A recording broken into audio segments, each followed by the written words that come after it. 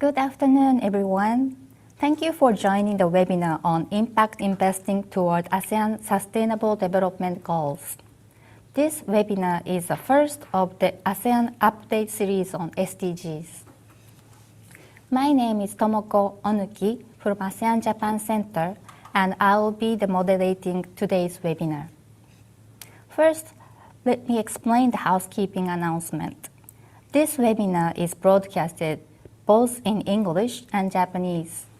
If you are using Zoom application on your phone or computer, please click on the icon that says Interpretation to switch the language you prefer.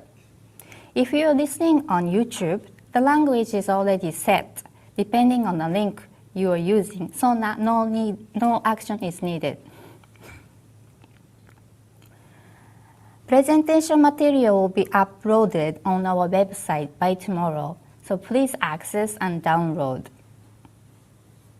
For questions, please use Q&A function on Zoom. For those of you on YouTube, please feel free to write down your question and comments on the right-hand side. First, we would like to start from opening remarks by our Secretary General, Mr. Masataka Fujita. SG Fujita, please.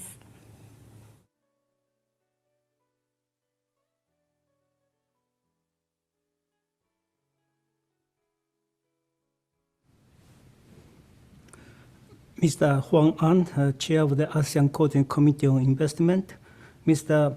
Tan Tai-hyun, Assistant Directors and Head of the Services and Investment Division of ASEAN Secretariat, Mr. Mason Tang, Co-founder of Garden Impact Investment, and dear participants. Thank you very much for joining us today to the ASEAN Update series focusing on financing of the Sustainable Development Goals, or SDGs. This webinar today is a kickstart of investment in SDG webinar series focused on ASEAN region. ASEAN, as we know, is one of the most dynamic and the fastest growing regions in the world. The economic recoveries in ASEAN from COVID-19 is underway, as several publications report that ASEAN is forecasted to grow by the order of 4% this year and the order of 5% next year. Of course, the outbreaks continue to be a threat. And in this respect, the ASEAN-Japan Economic Partnership comes to fore as a levers of the recovery. At ASEAN-Japan Center, while sustainable development has been mainstreamed in all of our activities for some time, we affirm to achieve SDGs by 2030, even under the new normal.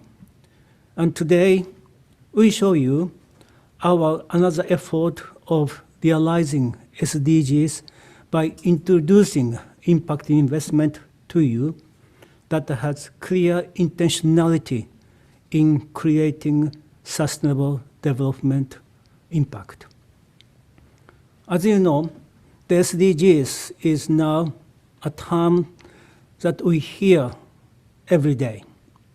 We see the SDGs train in Japan.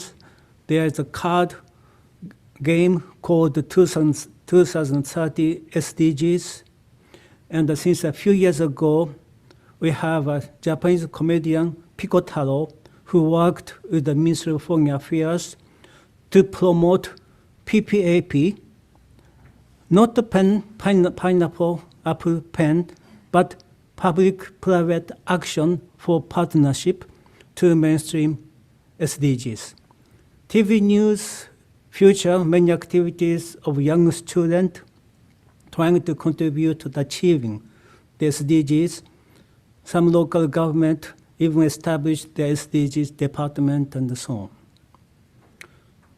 Over the last decade, we have seen many socially oriented financing initiatives. And the speed of such innovations has accelerated with COVID-19. While this pandemic has put us apart in many ways in the names of social distancing, this has also united the global effort, particularly in the private sector, to fight the pandemic. For example, the total values of social bonds issued in 2020 exceeded $50 billion. And only for ASEAN, for example, the government of Indonesia issued the 50-year dollar bond for COVID-19, which was the largest tranche of US dollars bond in history. COVID-19 crisis has very much accelerated the need to mainstream investment activities that create and sustains development impact. The trend towards financing sustainable development, however, already existed before the pandemic. The Asian Development Bank and the ASEAN Catalytic Green Finance Facility published the Green Finance Strategies of Southeast Asia for Green and Sustainable Recovery Package in ASEAN Capital Market. JP Morgan once put their impact investment at 1% of global assets under management. If this still applies, it would almost close to $1 trillion today. This amount is almost comparable with the foreign direct investment flows in 2020. There are many funds classified as impact investment. Today, the focus is impact investing towards ASEAN SDGs. Impact investing contributing sustainable development is a fast-growing field that is considered one of the potential drivers in financing the SDGs. Then the question is how we can increase impact investment. ASEAN policymakers may support measures aimed at increasing the available pools of impact investment capital. Their effort should be more on demand side rather than supply side, as impact funds are created and invested essentially by private investors in developed countries. Policies to promote impact investment in ASEAN can be directed to reducing impediment on the demand side. They include reducing impact investment risk by, for example, providing guarantees, insurance, and the public-private partnership or PPP arrangements, preparing pipelines of suitable and attractive investment projects, and capacity buildings to increase local skills and the capabilities to manage impact investment project. ASEAN has the potential to galvanize the impact investing market, as you will hear from speakers today. What ASEAN government have to do is to carefully consider the interaction between impact investment policies and other investment policies. Impact investment policies should not detract government efforts of the promotion and the facilitation of other forms of investment, particularly foreign direct investment, which contributes to broader development goals such as economic growth, or job creation, or export generations, and technology transfer and so on. We have only 10 years left before the completion of SDGs. The next 10 years is therefore so-called a decade for action. I hope we will witness growth in SDGs-oriented financing project. ASEAN-Japan Center contributes to this movement and help increase more impactful investment in achieving the SDG. Thank you very much.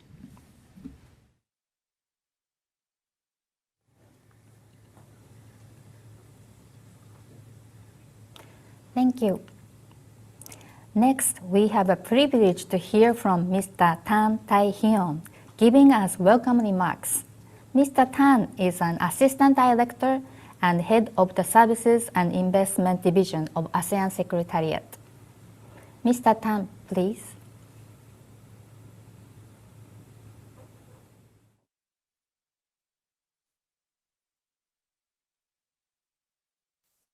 Secretary General ASEAN Japan Center, Mr. Masataka Fujita, officials from ASEAN Coordinating Committee on Investment, or CCI, government officials, representatives from companies, business associations, and research institutes from Japan and across the ASEAN countries. Ladies and gentlemen, a very good afternoon and a warm welcome to all of you to this webinar and the presentation on the report of the ASEAN Japan Center on Impact Investing towards ASEAN Sustainable Development Goals. First of all, I wish to thank the ASEAN Japan Center and especially Secretary General Mr. Masataka Fujita for inviting the officials from the ASEAN Coordinating Committee on Investment, or CCI, as well as the ASEAN Secretariat, including myself, to join this webinar. The initiative of ASEAN Japan Center to undertake studies on various economic topics related to ASEAN and Japan have been very much applauded, not only in contributing to the insights and updates on many economic issues, but also in providing useful reference for the diverse stakeholders in the region in making the necessary decisions, be they government officials or corporate executives. The subject of Sustainable Development Goals, or SDGs, as we will discuss today, is a subject of increasing importance to all of us. Following the adoption of the 2030 Agenda for Sustainable Development Goals by all countries members of the United Nations in 2015, around this period is now almost the mid-period for all countries to assess where they are and what needs to be done to achieve those 17 SDG targets. In fact, with or without these UN-driven targets, more and more people are seeing the importance of ensuring that the economic developments and improvement of human livelihood are balanced and sustainable over a long period for the future generations. In ASEAN community building effort to uplift the standard of living of ASEAN people in achieving ASEAN Community Vision 2025 are in line with and complement those of the UN 2030 Agenda for Sustainable Development, as affirmed by ASEAN leaders during their 31st ASEAN Summit in November 2017. Investment has been long recognized for its vital contribution to economic growth and development in any country. In terms of SDGs, it is of increasing priority for governments throughout the world to attract investments and ensure that these investments contribute to sustainable development. Likewise, for companies or the private sector, it is very important for them to ensure that the sustainability of their investment and their international business. And this could only be warranted if their investments and businesses contribute to positive development wherever they operate on a sustainable or continuous basis. The unprecedented coronavirus disease or COVID-19 pandemic outbreak last year has put yet another strong impetus for pursuing sustainable agenda in ASEAN. The ASEAN leaders during their 37th summit in November last year adopted the ASEAN's consolidated and coordinated exit strategy from the crisis, namely the ASEAN Comprehensive Recovery Framework, or ACRF, where sustainability is one of the key themes across its priorities, initiatives, and programs. In terms of investment pursuant to the ACRF implementation plan, ASEAN is expected to explore initiatives to promote investment that contribute to sustainable development goals, including exploring for possible ASEAN guidelines for sustainable investment. And the discussions on the subject of sustainable at ASEAN level is currently at the preliminary stage at the ASEAN CCI, which is a committee consisting of government officials from 10 ASEAN member states responsible for investment policies. Discussions on a possible forum this year is currently ongoing. However, at individual country level, each ASEAN member states have been undertaking various efforts in promoting foreign direct investment or FDIs into their countries that are high quality and in line with their respective development goals, including in meeting the SDG targets. Their works and efforts are being undertaken hand in hand with other equally important efforts to improve their ease of doing business, which has been showing encouraging progress so far. In this context, this study on impact investing conducted by the ASEAN-Japan Center and presented today is timely, and it is expected to contribute to our better understanding and awareness on the interlinkages between investment and SDGs, as well as the challenges, opportunities, and possible steps going forward in making impact investing impactful in ASEAN and Japan in a positive way. Impact investing is a relatively recent and emerging approach in investment as well as in financing of the SDGs. It has been distinct in its intent of creating and measuring positive impact on society, along with financial return beyond mitigating risk and incorporating factors related to environment, society, and governments, or the ESG. We look forward to having a productive webinar that will benefit all of us. Our sincere appreciation to ASEAN-Japan Center for the efforts made in undertaking and sharing this study, as well as in organizing this webinar for all of us here. Thank you, and we wish for this webinar a great success. Thank you. Now we will have Aya Ono talking about potential of impact investing toward ASEAN SDGs. Her talk will be based on the forthcoming report, which will be published in due course. Ms. Ono, please. Thank you. Good afternoon, good morning, or good evening. Welcome everyone joining from around the world today. Thank you for joining this event and also for showing your interest in this topic. I believe that you all are interested in this topic for a reason, and that all of us here online today are part of this evolving movement of what's called impact investing. My name is Aya Ono, and I'm a project officer at the ASEAN-Japan Center.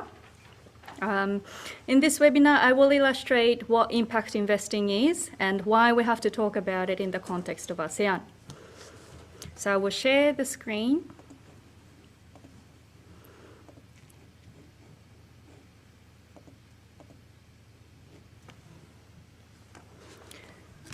Okay.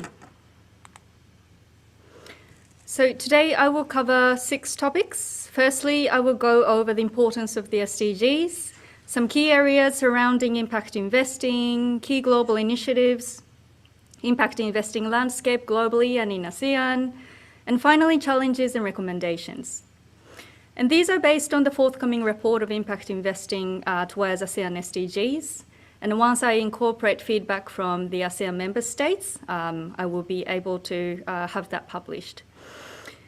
So we will inform those of you who registered in this webinar today with a link to the online report.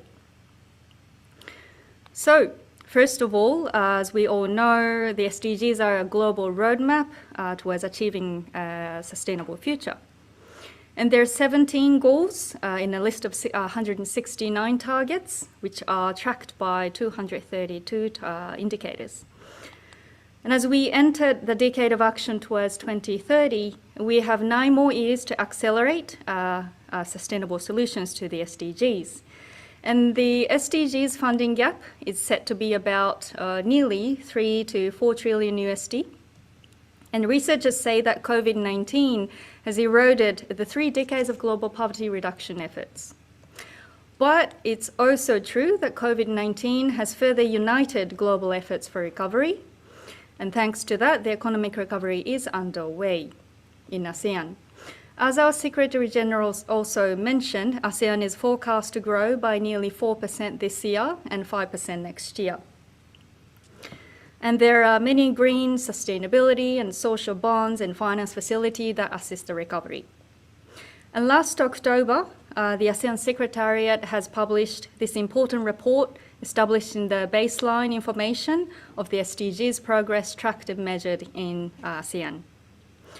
And one of the key takeaways of this report is the need for further resource mobilization for SDGs activities and also statistical capacity to measure and progress outcomes. The topic of today, impact investing, actually addresses both. So impact investing can be one of the drivers of financing and measuring the SDGs. So what then is impact investing? Impact investment refers to an investment approach that generates positive, measurable societal impact alongside a financial return.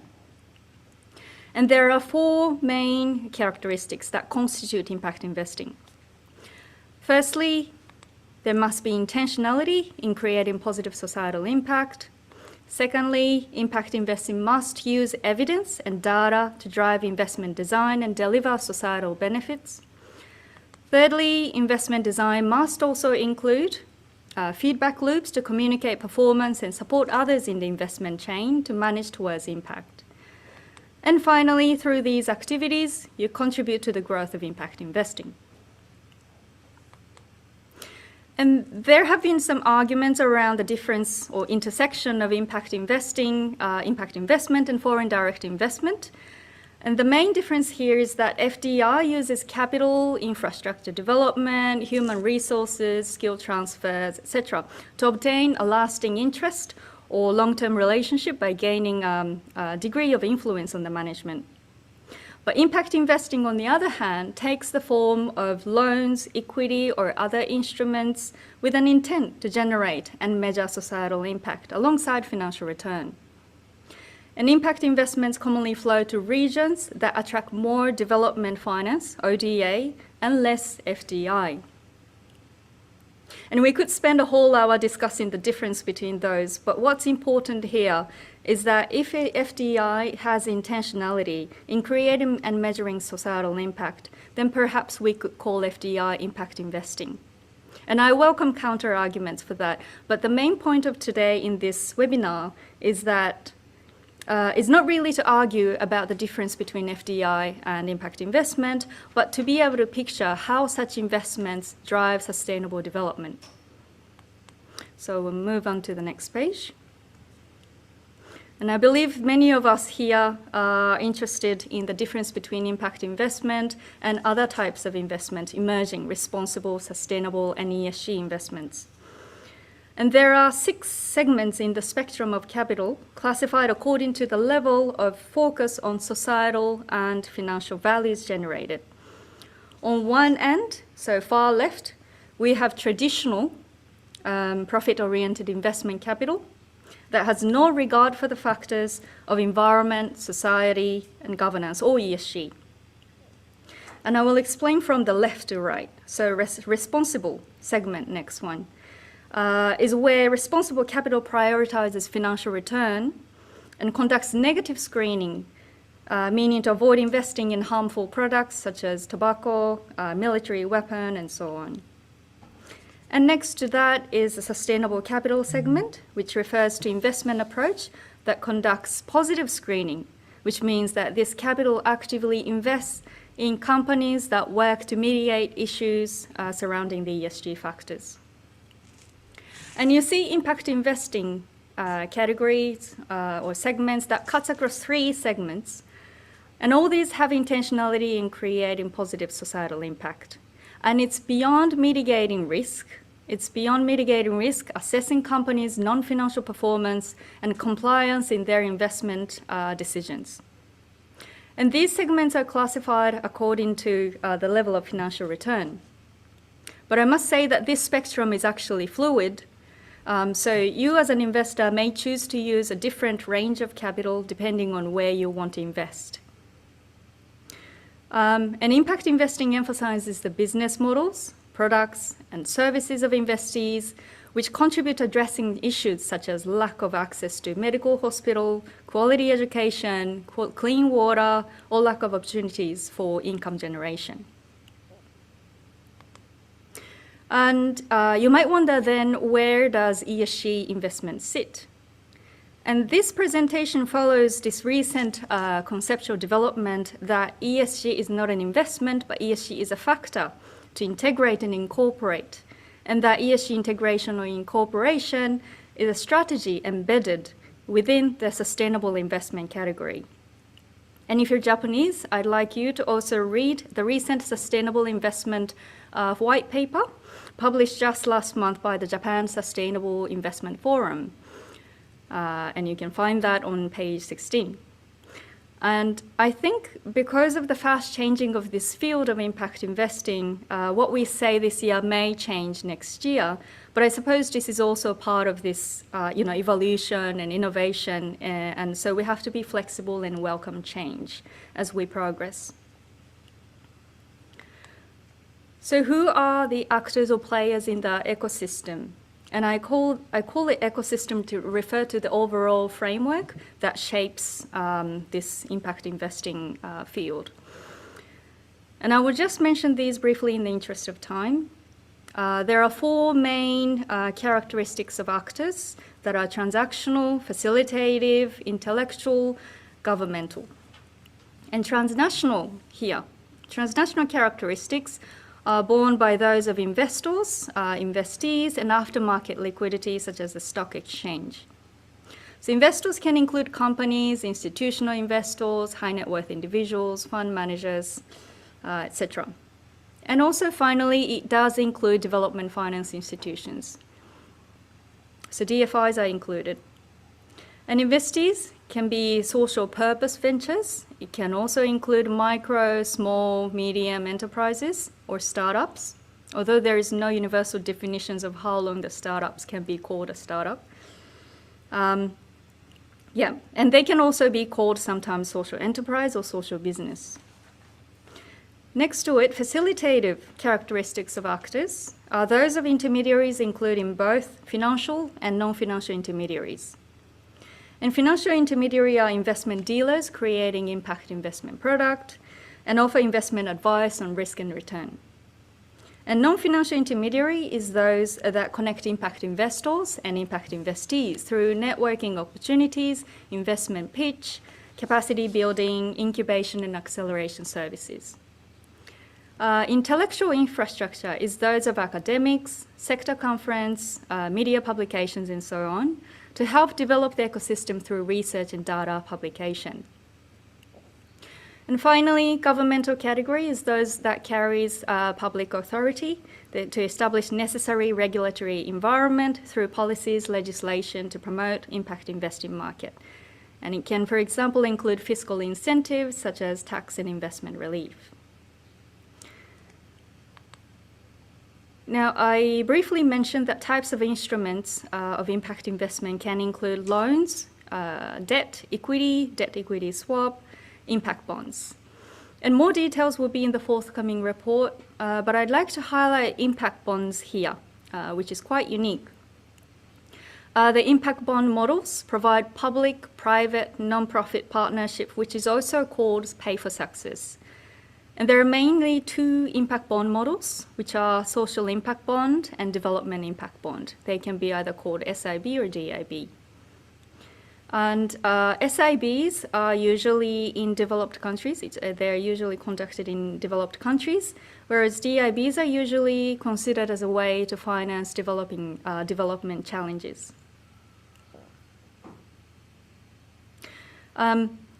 This one involves public, private, and non-profit actors. And private investors are the ones that invest in social purpose ventures instead of the government to deliver financial return measured against the level of societal impact created. And it sounds a little bit complicated, but I'll use the next, the framework to be able to explain it in the next slide. Using the actual example of development impact bond in Cambodia, launched in 2019, I'm going to explain this framework. It's the world's first development impact bond, or DIB, in the water, sanitation and hygiene, so WASH field, which means that it responds to SDG 6. And there are 4 parties in this model. And firstly, there is an investor, in this case, the Stone Family Foundation, that provides direct working capital into the business or development purpose venture. Traditionally, it was usually donor organizations that provide capital to conduct development programs, but in the DIB model, it's the private actors.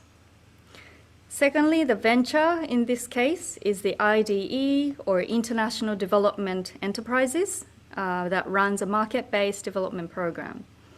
And the IDE trains Cambodian local people to be sales agents to sell affordable toilets to households in communities. And they work also closely with businesses of cemented materials to expand the toilet business. And then you'll have the beneficiary population in 6 provinces that benefit from this access to toilet, and therefore ensuring sanitation and hygiene. And finally, once the outcomes of the IDE services are verified, and the outcome payer, in this case the USAID, releases payment of financial return to the investor as well as the development purpose venture. And the financial return is relative to the level of development outcome achieved by the IDE. So before starting all this work, the USAID and investor must agree on the outcome, payment levels, and timeline. An outcome payer is usually donors or philanthropic organizations or foundations. And although it's not in the image here, the Cambodian government is also actively involved in the process, where they commit to ending open defecation by providing the open defecation-free guidelines and claim process for performance data. So the DIB model is just one of the instruments, quite complicated, but more will be explained in the forthcoming report. And DIB can also be considered as one of the instruments for the ASEAN member states as well for future SDGs activities. It's a lot of new information at a start to take in, but there will be more explanations again in the report. And now, I suppose by now you could see that there is a diverse range of actors in this ecosystem of impact investment, but there are major key global initiatives that we should not go past. And firstly, that is a global steering group for social impact investment, or what we call GSG. And the GSG is a successor of the G8 Social Impact Investment Task Force. The GSG is a platform that aims to have input into national policy development and develop impact investment markets globally. And there are 33 member countries that joined the GSG so far. And so far, no ASEAN countries have joined it yet. And member countries set up national advisory boards to represent the nation. So Japan also has a national advisory board. And 33 countries include all G7 countries, Australia, some Central and Latin American countries, South Africa, Zambia, Bangladesh, Israel, Korea, and so on. There are socially oriented stock exchange initiatives that started in South Africa, UK, Canada, Kenya, Singapore to support impact investment, to gain more legitimacy, I suppose. So far, they're introduced as a concept, and more can be introduced slowly to fully maximize its benefit. And there is B Corp certification, which is more like equivalent to fair trade certification, which shows endorsement of a company's social operations. And it's issued by the organization called B Lab that assesses companies' impact on its workers, customers, and community. Global Impact Investment Network, or GEAN, and IRIS Plus, System for Impact Measurement, are something that you can also look into for good reference. And G is the one that publishes annual impact investor survey, and IRIS Plus is a system that provides resources for measuring and managing and optimizing impact.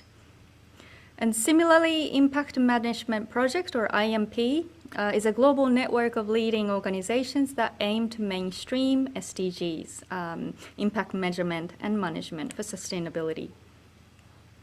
So GSG, UNDP, IFC, PRI, and other leading organizations are part of Impact Management Project. And finally, OECD has also started a social impact investment initiative in 2013. And since then, they have been publishing reports that provide recommendations for both practice and policy. So I suppose there has been quite a lot of information to take in at this far, but I introduced this background information so that we can understand what shapes the impact investment markets. And now I'd like to turn to talking about some numbers. Here you can see the market of impact investment globally. And I would like to note that these figures are based on available data, and they may not necessarily be the reflection of the actual market size, meaning to say it could be more. So the GEAN noted that the market value globally is $715 billion USD. In the US, it's $266 billion. In the UK, $7 billion. Australia, $15 billion in USD. And Japan is at about $5.6 billion. And these figures may or may not include FDI, as this was not specified in the research. And this slide shows the change of global and Japanese markets in the last 5 years, impact investment markets in the last 5 years. You see the sharp increase each year in terms of value. And globally, just 5 years ago in 2016, the market size was only 15 billion USD, but it increased nearly 10 times in a year in 2017. And in Japan, there is also a big jump in 2018 from 2017, increasing almost 5 times in 1 year. Now let's look at their financial performance. This slide is also based on this research by the GEAN Global Impact Investing Network and the Japan National Advisory Board. An impact investors survey globally said that from their impact investments, 68% expressed that their financial performance actually outperformed relative to their expectations. It's not comparison to market rate, but it's compared to their subjective expectations, although 67% actually said that they expect risk-adjusted market rate returns. And looking at Japanese impact investors, only 16% said that it outperformed it outperformed relative to expectations, and similarly 60% of Japanese investors also expected risk-adjusted market rate returns. And the majority of Japanese investors, 56%, said that it was in line with what they expected. Now, in terms of the SDGs framework, SDGs framework is used most commonly to set impact objectives and to measure and report their societal performance. On average, impact investors globally tend to target SDG 8. Mostly it's the SDG 8, decent work and economic growth, SDG followed by the SDG 1, which is no poverty, and then SDG 3, which is good health and well-being. And Japanese impact investors said that SDG framework enables them to communicate clearly their impact performance. And nearly 40% said that they align all SDGs with indicators for societal impact. And most importantly, nearly 70% considers the importance of linking their investments to international development work. Then how about ASEAN? This is the essence of this presentation today. So the data of impact investment coming into ASEAN is not by year, but it's accumulative of 2017 to 2019, so 3 years. And it's slightly difficult to compare it with other regions that way, but it's estimated 6.7 billion USD, according to the research. And out of that 6.7 billion USD, you can see which country has the largest capital deployed. It is clearly Indonesia, with nearly 2 billion USD, followed by Thailand, Vietnam, and Myanmar. Again, just to remind you, this is a cumulative of 3 years, from 2017 to 2019. And unfortunately, there is no data on Brunei Darussalam available. So that's a distribution of impact investing capital pooled in ASEAN, but how about number of deals made? This slide shows that still Indonesia is the country attracting the most deals, reaching 86. And even though Thailand was ranked the second by capital value, the country with the second highest is actually Myanmar, which is 46 deals, followed by the Philippines, Vietnam, and Cambodia. And this slide shows the breakdown of impact investment activities divided into capital from private impact investors and development finance institutions. And as you can see, although there are more private impact investors than DFIs that invest in ASEAN, there is more capital deployed by the DFIs. If you see the total of DFI, that's 6.2 billion USD, which is 93% of the total value.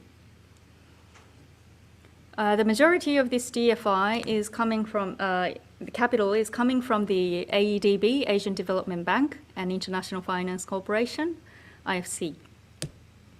As I mentioned briefly earlier, impact investments tend to go where it's difficult to attract foreign direct investment, so this may be the reason why. Indonesia is a country that attracted the most capital, private impact investment capital by value and volume, followed by the Philippines. And Myanmar attracted the highest number of deals by DFIs, but Indonesia received the most by value, followed by the Philippines. Okay, so let's look at the investments by sector. The majority of PII's, private impact investors' capital, goes to financial service, which includes fintech, online financing, digital payments, credit scoring solutions, and so on. And for DFIs, energy was the most popular for large-scale energy projects, and then followed by financial service, which is mainly microfinance. Now, I'd like to also briefly go through the state of impact investing per country by ASEAN, in ASEAN.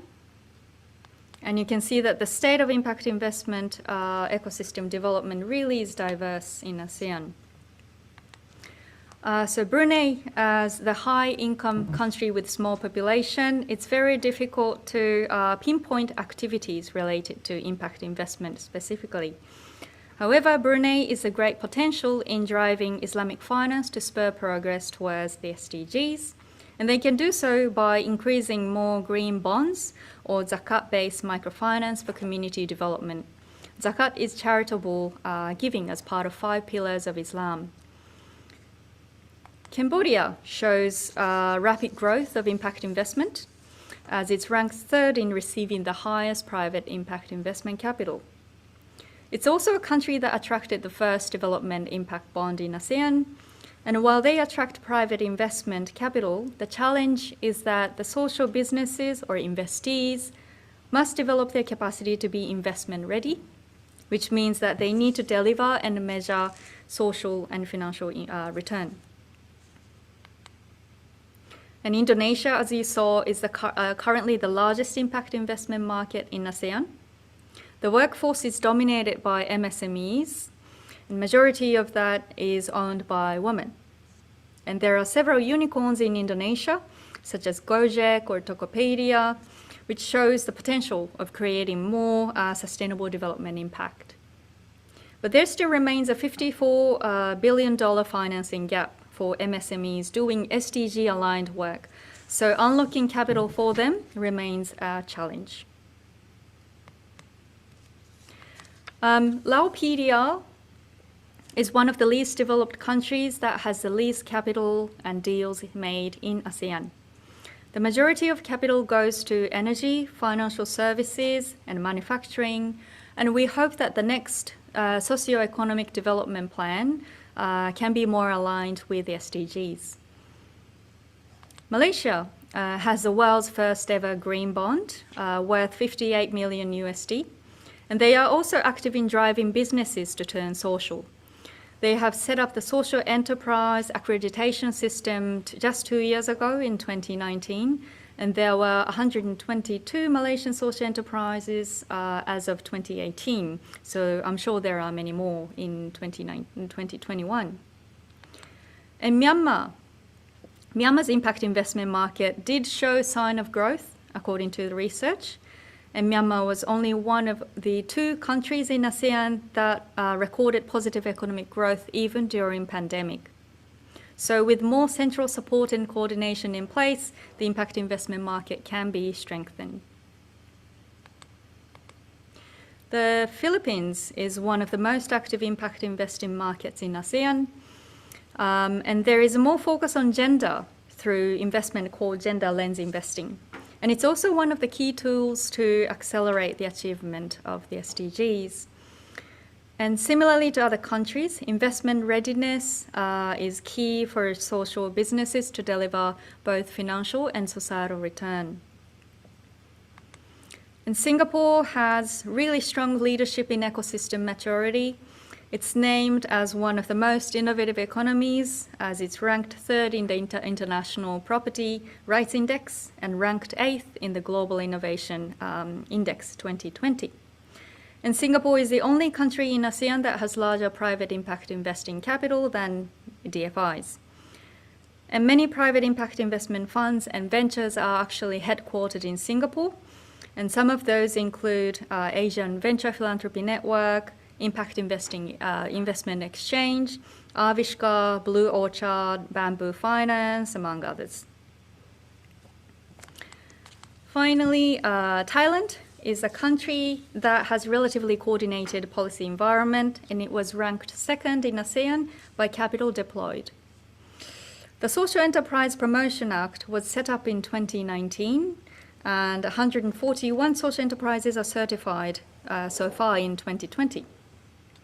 And there are Social Enterprise Promotion Committee, the Office of Social Enterprise Promotion, and the Social Enterprise Promotion Fund that finances certified social enterprises.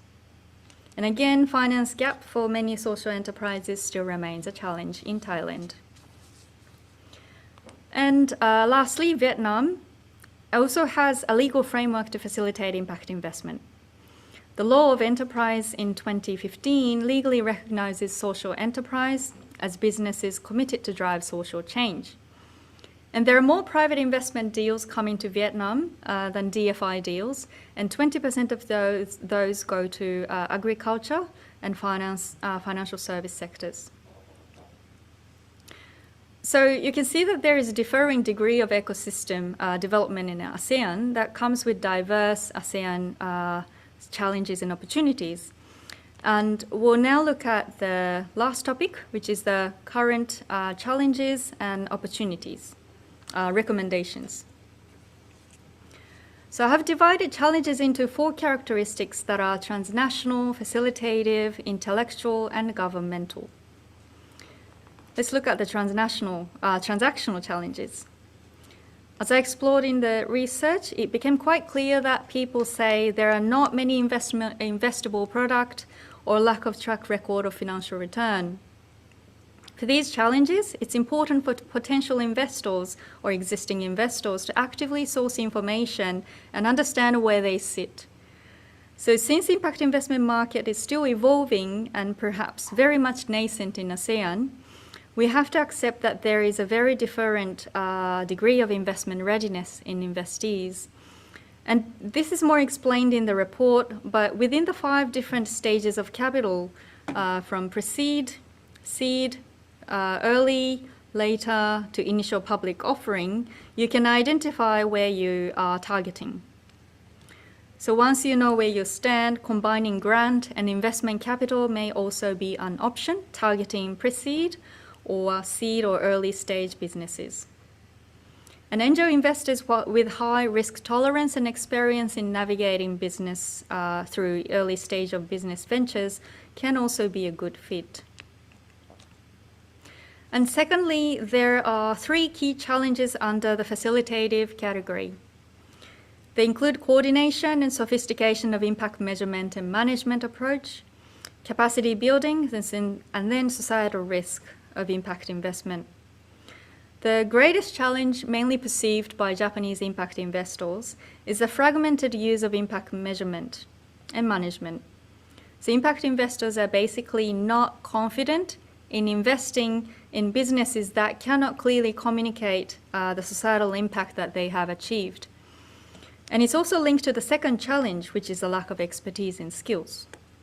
So for these challenges, what impact investees, social businesses can do is that they identify non-financial intermediaries, mainly incubator or accelerator programs, that build their capacity in conducting impact measurement and management. And through those, they can also get better access to capital and mentoring programs, which also leads to increasing their legitimacy or investability. And it therefore means that intermediaries must also implement, increase, promote such opportunities for social businesses to build their capacity. And the last facilitative challenge is the societal risk of impact investment. This is very important because not all SDG relevant projects can be investment product. And what I mean by that is that some development projects are working with very vulnerable groups of people, and it's inherently risky to commodify and monetize such projects because you could very well ignore or diminish the voice or the real need of the disadvantaged communities. So that is a societal risk of investment, not reflecting the need of the population or not impacting or even worse, damaging the well-being of population group you're working with.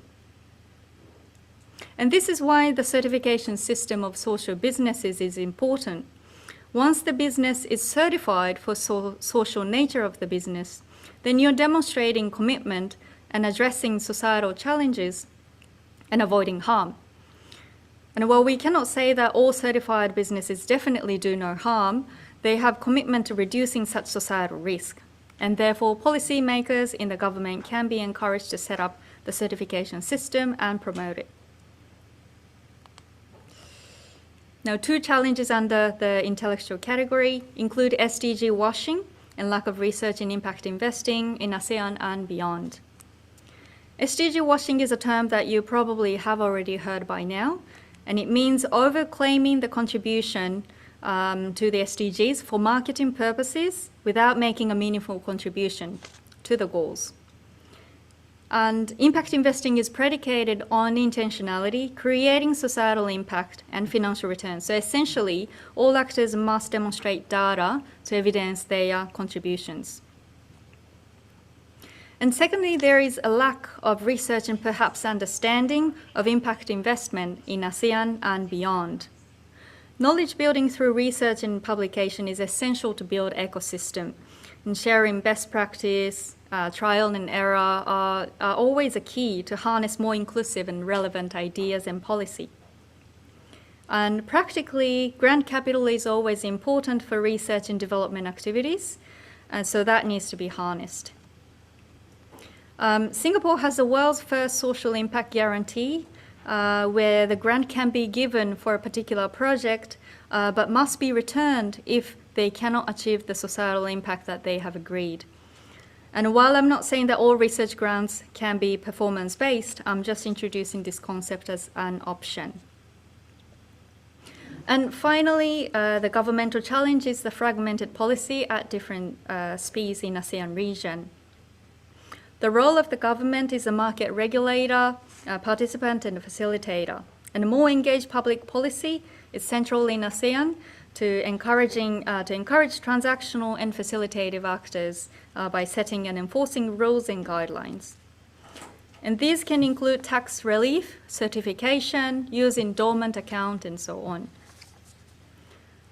And ASEAN member states can also consider joining the Global Steering Group for Social Impact Investment, or GSG, and establish the national advisory boards to demonstrate their institutional commitment to further financing and measuring the SDG activities. And ASEAN can also consider creating an ASEAN Impact Investment Hub or something equivalent, and perhaps as part of the ASEAN Economic Community Blueprint. ASEAN is a very diverse region, and having a platform to build ASEAN consensus is a good start. And this is where ASEAN can build their regional taxonomy, sharing knowledge, research in ASEAN best practice to set regionally collective policy targets. And having the clearly defined taxonomy agreed upon in ASEAN can also help prevent SDG washing. And this way, ASEAN can also demonstrate the regional effort and commitment towards the SDGs as part of the Decade of Action. And lastly, for least developed countries, coordinating with ODA, Official Development Assistance, donor countries to increase public-private initiatives can also be a good step. And the use of development impact bonds can also be a potential area to explore. So I believe there has been a lot of information to digest, and I really appreciate your patience.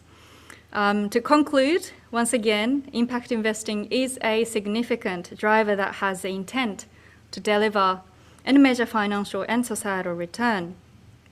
And as the SDG 17 says, we must strengthen the means of implementation and revitalize the global partnership for sustainable development. And I have to emphasize this, but impact investing, just like the SDGs, is no longer about just financial metrics, but it measures the achievements of both financial and societal return. And it therefore enables to keep track of the SDGs progress and accelerates the achievements of the SDGs. This is very much needed, what's needed in the Decade of Action.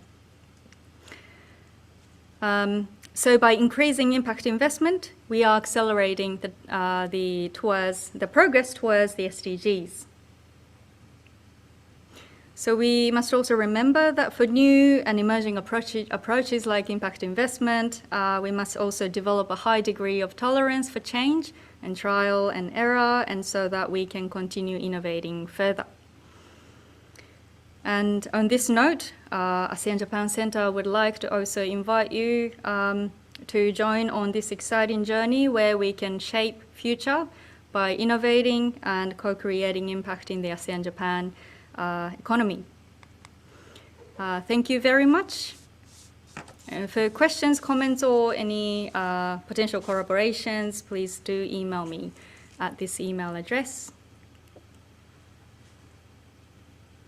Thank you. Thank you. We are very fortunate to have Mr. Mason Tan today, who will provide the real insight into the inner working of impact investing in ASEAN. Mr. Tan is the Director of Impact Investing at Prudential Wealth Advisory Limited.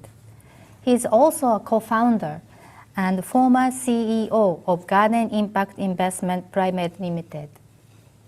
Garden Impact Investment started in 2013 as an investment holding company that provided expansion capital to impact-driven businesses in Southeast Asia. Mr. Tan, please. Good afternoon, good evening, everyone.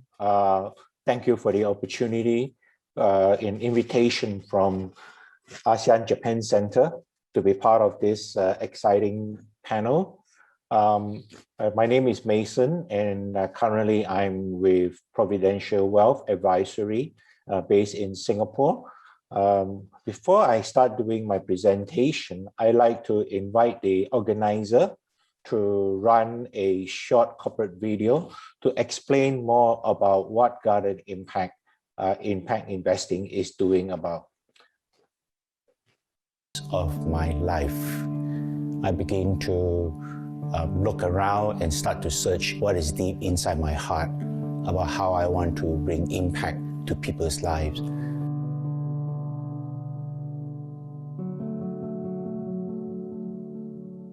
I started the journey of social impact investing back in year 2013 by hoping to garner support among like-minded people that are willing to see beyond just philanthropy.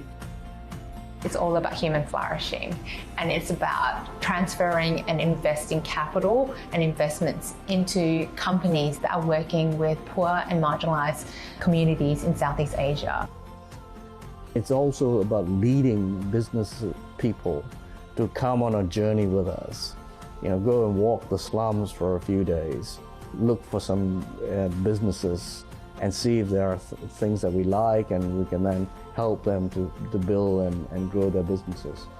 Using business to fight poverty resonates with me because it truly gives a sustainable model, but beyond a sustainable model, we understand that people need work for dignity. I think for me, the proudest moment was seeing these organizations really growing from strength to strength.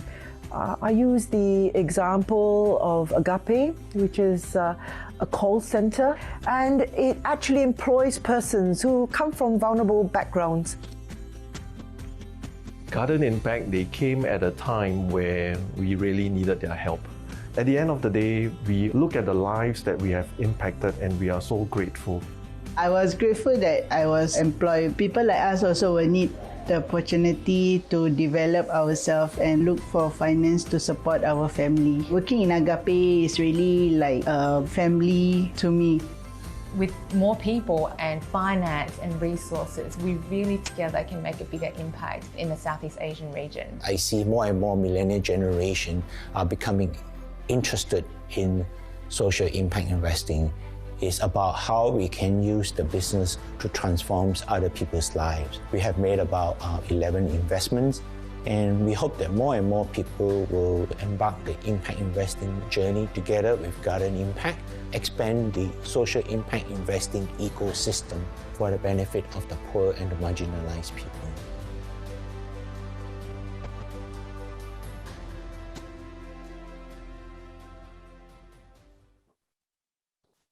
Thank you.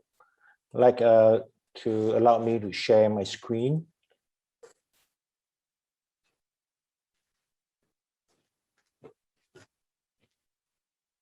So basically, we are an impact fund located in Singapore. Beginning of this year, we are registered as under the Monetary Authority of Singapore jurisdiction, whereby we are considered as under the list of restricted schemes. Our main purpose is to deploy catalytic capital into scalable social impact enterprises that can provide not just livelihood income opportunities to the vulnerable group of people, but also to provide affordable goods and services access to them. I think our main interest as a group of investors is to see how we can deploy our capital as a way to improve the life of the vulnerable groups of people. We are focusing in Southeast Asia at the moment since 2013, because over the years, we recognize that sometimes aid money or even charity and grants does not only cannot transform the people's life, they can only merely keep them to sustain what they have. As you know, at the earlier beginning, we talked about while ASEAN enjoyed the economic prosperity for many years, but unfortunately, the distribution of wealth has not been equal. As a result, that there is a widening income disparity between the rich and the poor.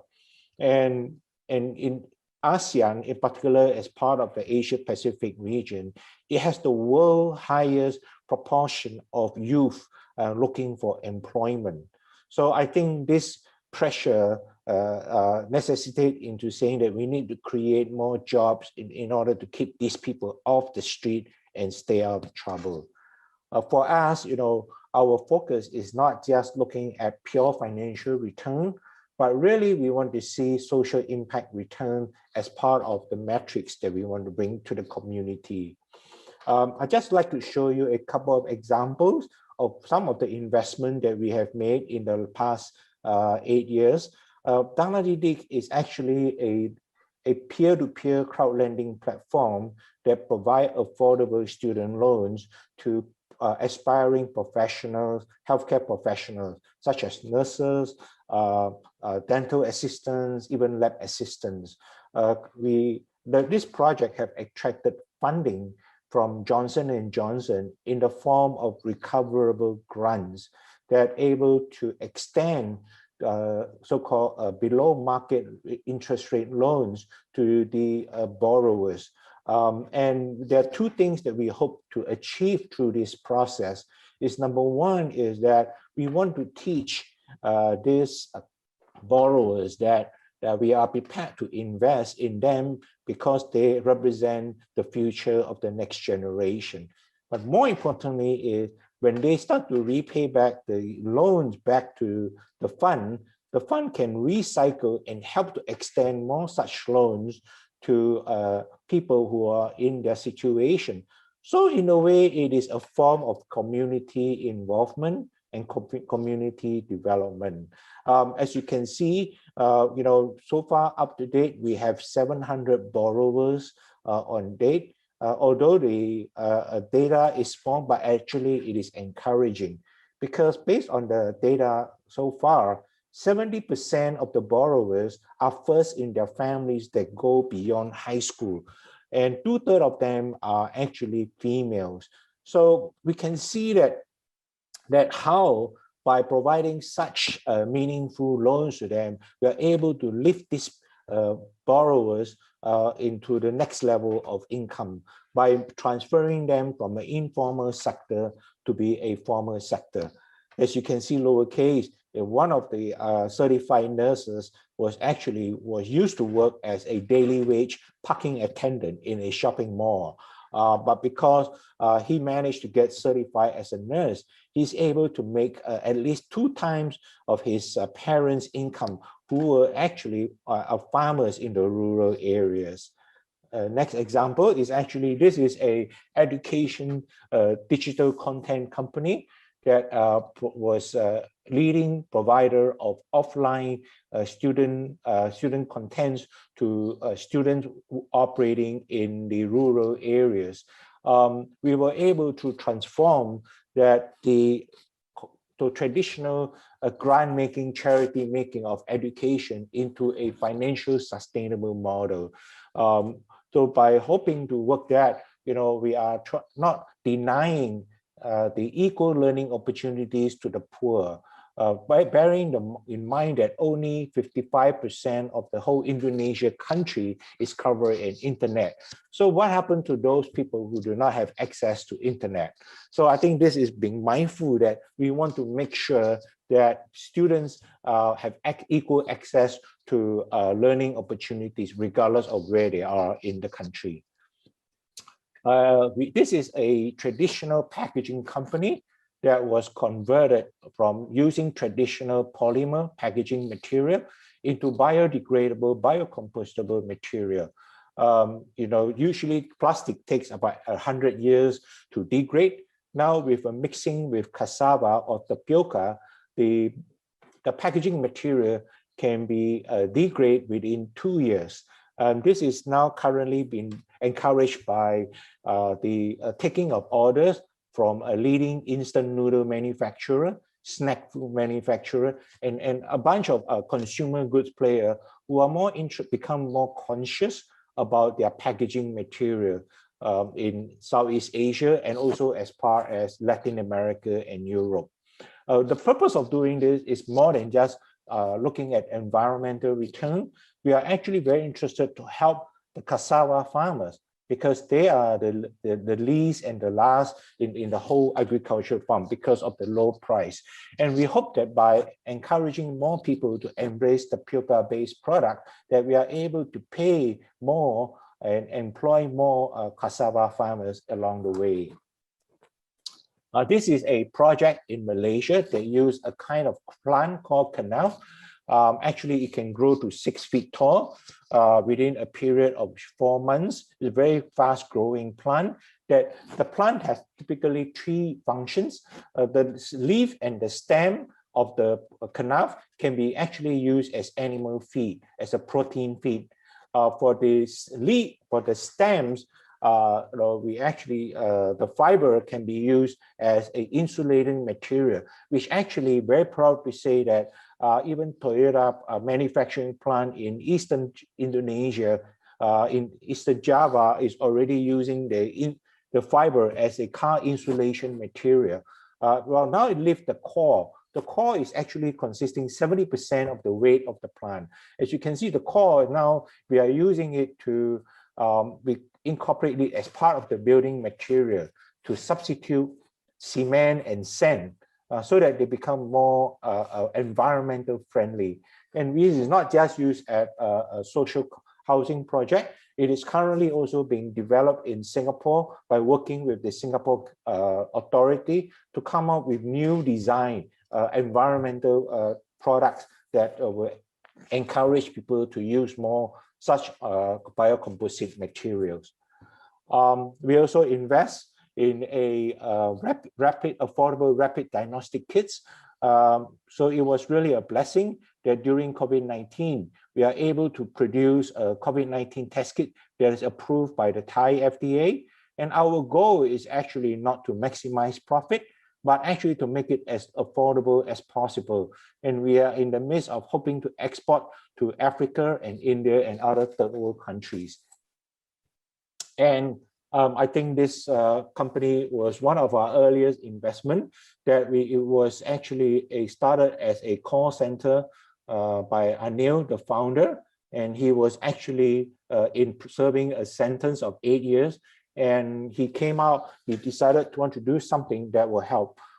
As of today, after 6 years of investing, we managed to impact 500 lives. This is not a story of just 500 lives. Actually, there are 500 stories to be told because we recognize each individual has his own story and journey to share. To conclude my presentation, I'd like to ask the organizer to run my last video, which is actually organized by BBC, which was shot during the COVID-19 time. Thank you very much. I have broken every relationships, I have broken trust, and almost lost my 2 daughters. My name is Anil David. I served 8 years of my life in the Singapore Changi prison. I told myself that I have to make it right, I have to make a purpose, and the 2 daughters of mine, I wanted them to be proud of their daddy.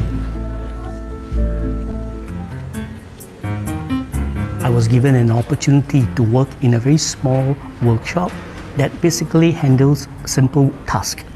And through that work, I had an opportunity to rebuild my attitude and character.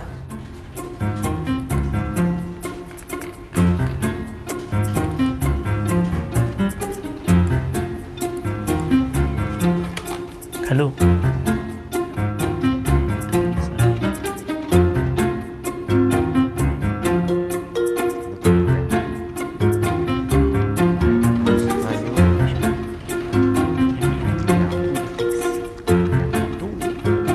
In the most unlikely place in the Tanah Merah prison, and while I was serving as a prison officer, Anil was serving his sentence.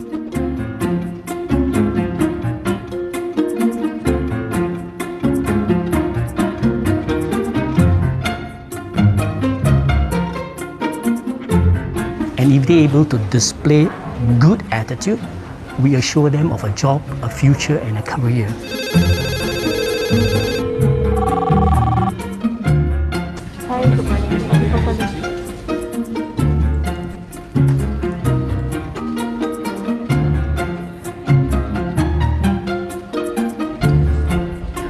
They just need a listening ear when they call in. So basically, we will just help them to stay calm, and we will transfer them to the relevant counselor.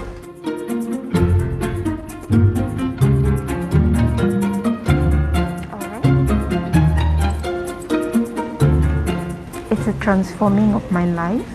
It actually does give hopes to people like us. Have a great day.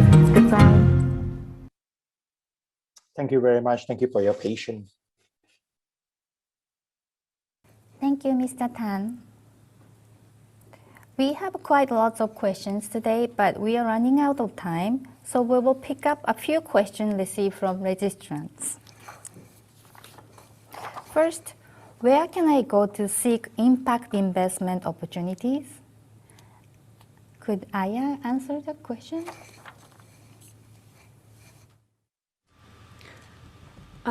Yes, a good place to start is, if it's focused on ASEAN region, Asian Venture Philanthropy Network, which is a membership-based association or network organization, where you can also find deal share, where there is actually the investees and investors information available.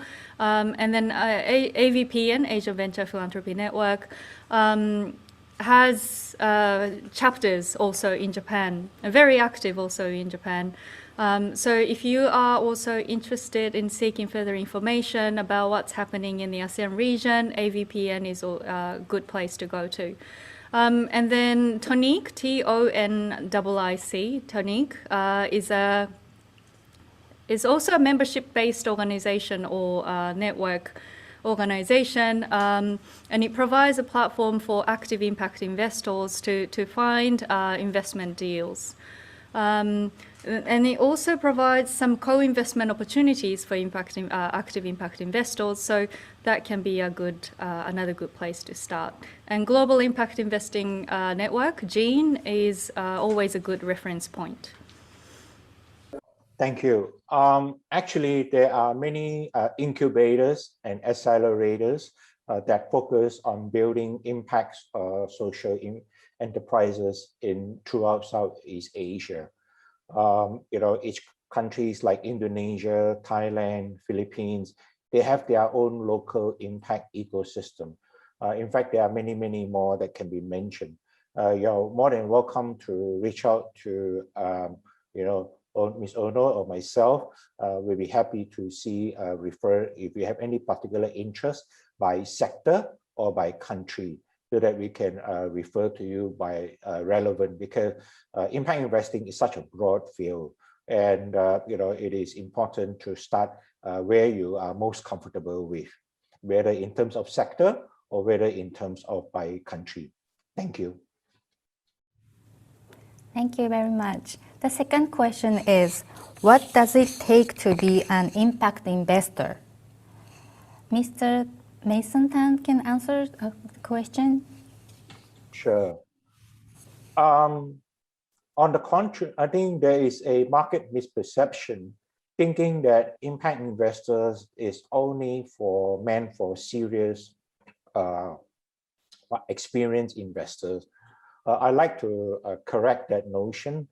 Impact investing is a very broad field. As what earlier has been shared, talk about SDG goals, it also has meant for different people. Impact investing is an ecosystem where everybody can participate, not just financial institutions or even financial investors, even foundations, grant makers, government bodies, NGOs, VWOs, or even learning institutions like universities can also be part of this ecosystem. As what was mentioned earlier, impact investing ecosystem is still in a very infancy stage in this part of the world as compared to Europe, as compared to the US. And there are still many things that need a lot of help in terms of we need a lot of expertise, we need a lot of guidance, and of course, as what Ms. Ono mentioned, we are information overloaded. We just have too many measuring tools out there in the market. But I really think that the most important criteria is that you must have a heart and a passion. I was telling a lot of people coming from the traditional investing space, doing investing in a startup is already difficult. Considering that investing in a social impact startup is even more difficult, because you need to achieve more than just financial return. You need to be mindful of the social impact metric that need to be set in the first place and monitored after investing. So I would truly welcome everyone to embark on the journey as long as you have a passion to make a positive change into society.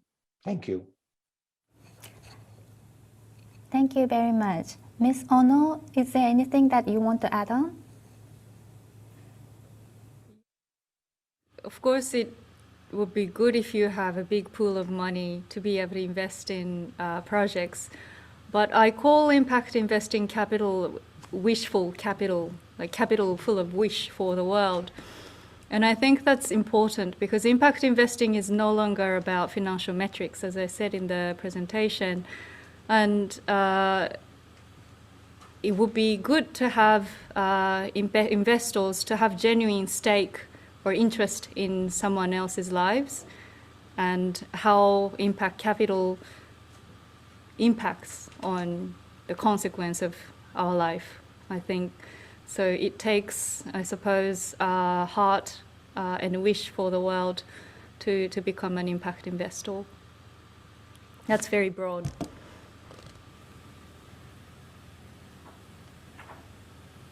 Thank you very much, Ms. Ono and Mr. Tan. It is time to close the webinar. Thank you very much for joining our webinar. Our presentation material will be uploaded on our website by tomorrow. And please give us a few minutes to provide your feedback on our brief survey. The link will be sent to you shortly. The final report of impact investing will be published soon, and we will distribute the link to the report to all of you by email. We will have more SDGs-related webinars throughout the year, so do stay tuned by subscribing to our newsletter. Again, thank you very much for joining our webinar. See you at the next webinar. Thank you very much.